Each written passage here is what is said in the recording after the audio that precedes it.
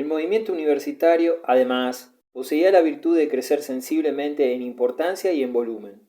Vino a admitirse la teoría de que era un privilegio especial y además exclusivo del Papa o del Emperador conceder el jus ubique docenti, que daba su verdadero sello al Stadium Generale o universidad.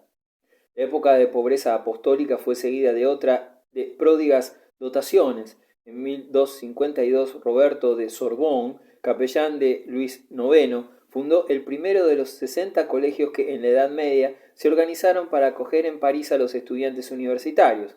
Pocos años después, su ejemplo fue seguido por Walter de Merton en Oxford.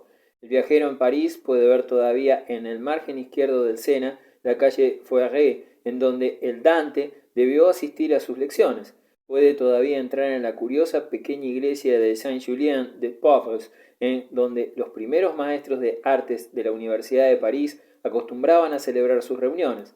Pero solamente un nombre unido a un edificio moderno y destartalado recuerda la memoria de la vieja Sorbona, y no queda ni una sola piedra de los 60 colegios medievales de París.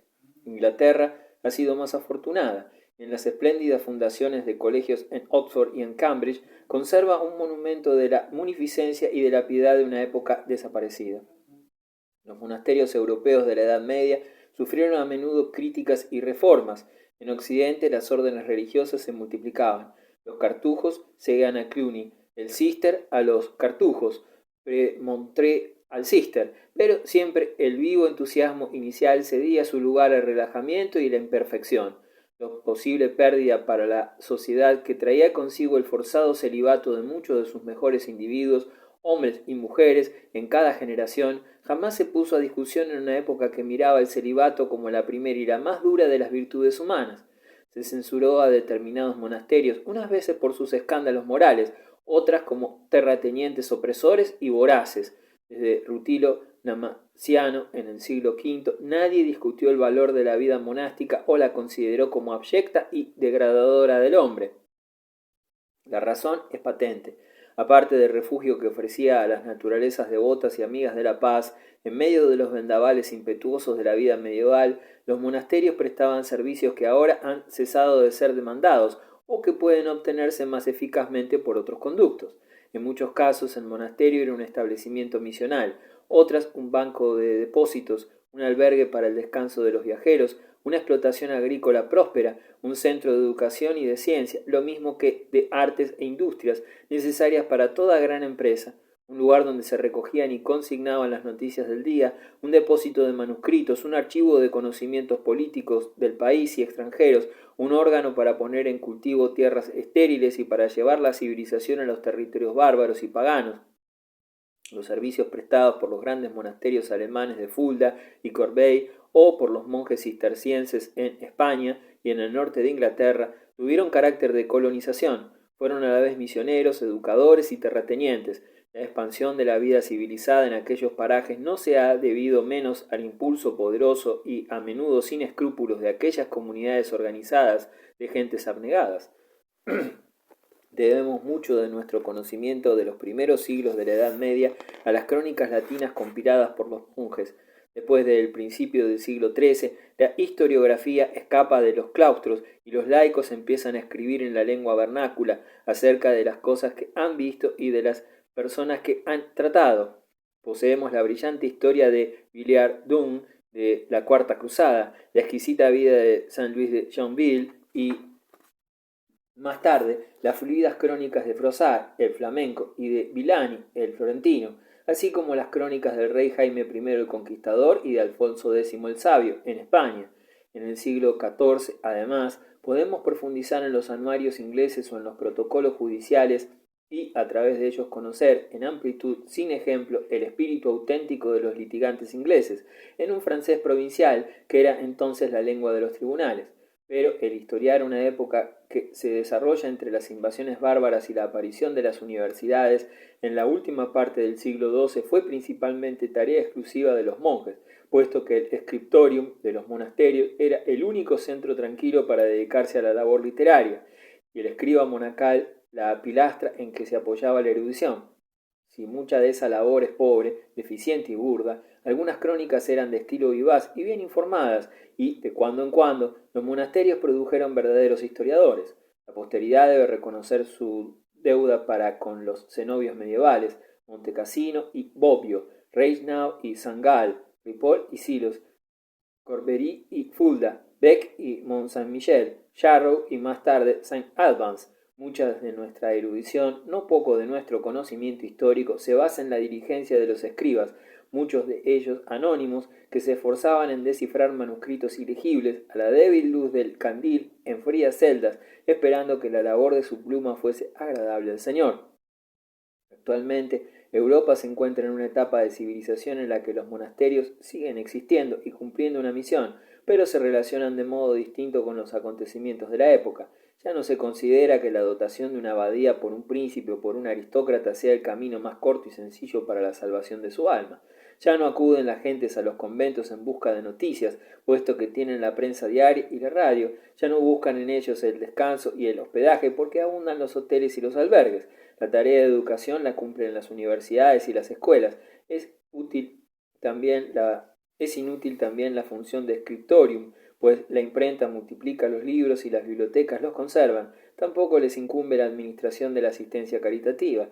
Desde largo tiempo los soberanos temporales buscan sus consejeros políticos en otras partes, y difícilmente el viajero, al contemplar las ruinas de algún antiguo monasterio, informes y abandonadas en las dulces praderas inglesas, puede reconstruir en su imaginación las horas lejanas de la influencia monacal, cuando en una sociedad más sencilla que la nuestra y para una población menos numerosa, la abadía era el activo centro de la vida social y su más fuerte lazo con el mundo universal.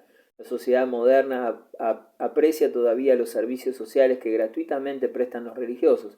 En los países católicos las hermanas todavía cumplen mucho de la obra humanitaria que se esperaba de ellas en los tiempos medievales. Cuidan a los enfermos, atienden a los pobres, enseñan a los jóvenes, consuelan a los moribundos.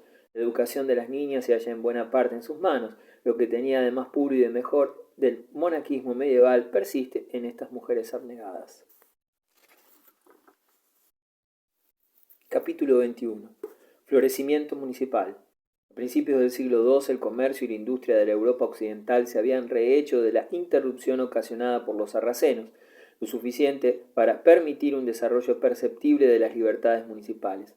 Las grandes ciudades históricas del Imperio Romano, cuya población había sido diezmada con la destrucción del comercio marítimo, comenzaron a recobrar algo de su anterior población y riqueza.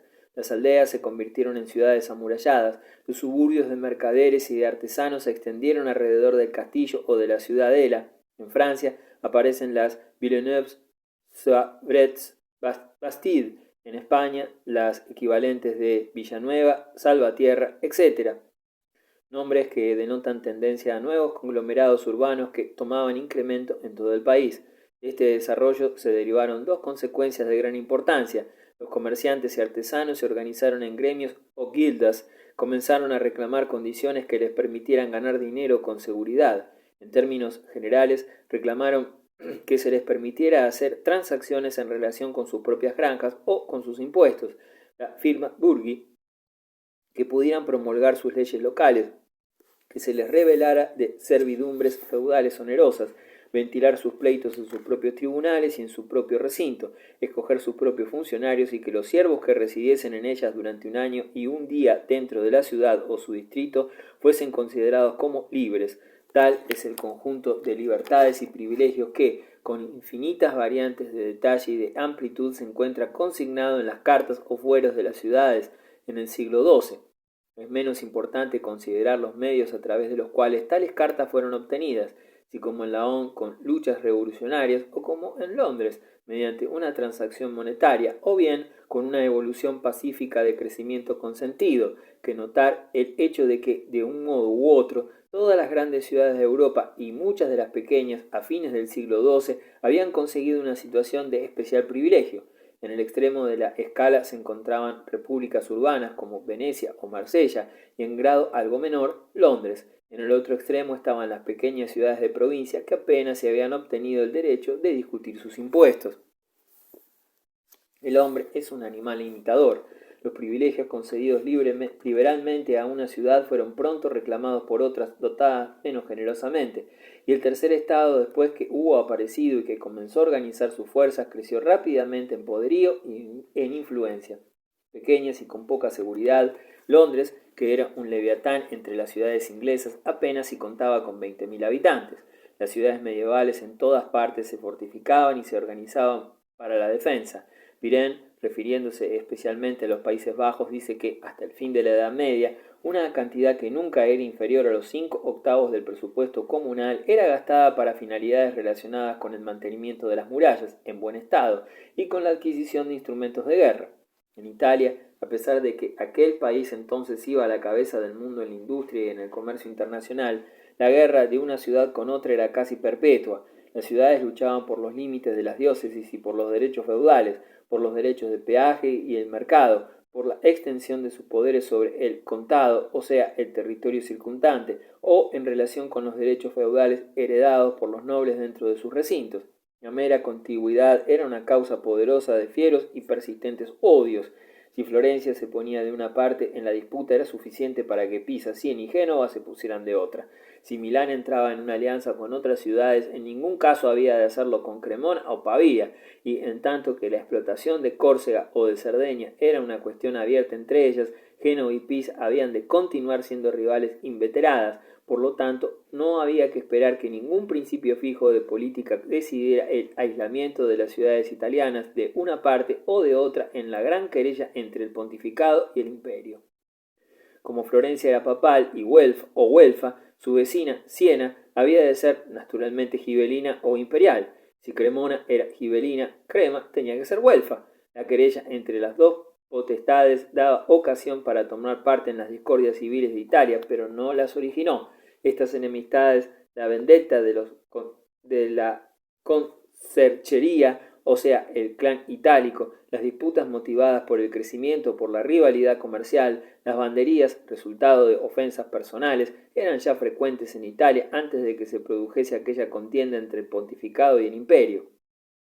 Esta, que ocupa una posición dominante en la Edad Media, solo dio un nuevo matiz y una nueva intensidad a las rivalidades ya tan agudas y violentas que cada ciudad organizaba a sus habitantes en milicias de a pie y a caballo. A pesar de todo, el comercio y la industria hacían grandes progresos. En los arsenales públicos de Venecia y de Génova se construían escuadras para finalidades militares y comerciales en una escala y con una rapidez que hubiera asombrado a la generación que precedió a la Primera Cruzada.